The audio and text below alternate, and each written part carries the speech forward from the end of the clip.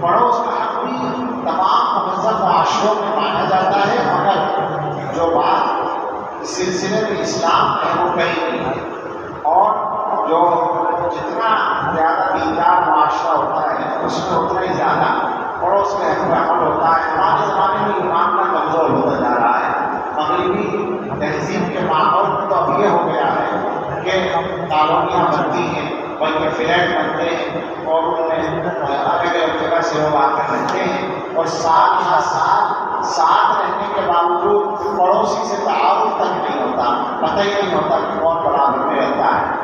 حضرت ابو شریح خزاعی سے روایت ہے رضی اللہ کہ نبی علیہ السلام نے ارشاد فرمایا، جو آدمی اللہ اور یوم آخرت پر ایمان رکھتا ہو اسے چاہیے کہ پڑوسی کے ساتھ حسن سلوک کرے۔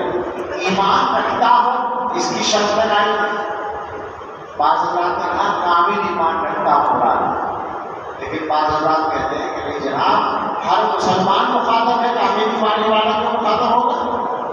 مقصد یہ ہے کہ جو حسن سلوک کرے گا اس کا ایمان کامل سمجھا جائے گا، لیکن ہدایت ہر مسلمان کو ہے کہ جو بھی کلمہ پڑھتا ہے اسے چاہیے کہ وہ پڑوسی کے ساتھ حسن سلوک کرے۔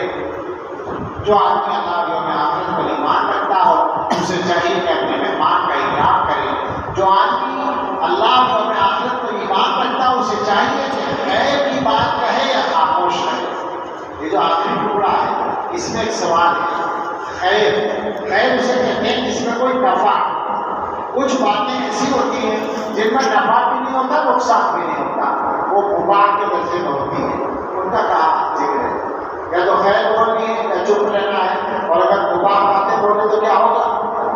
تو بعض حضرات نے کہا وہ خیر میں شامل ہے، یہ آسان حل ہے، یعنی ان کو خیر میں شامل کر لو اس اعتبار سے کہ بری بات نہیں بول رہا ہے، گناہ کی بات نہیں بول رہا ہے، شر سے بچ رہا ہے۔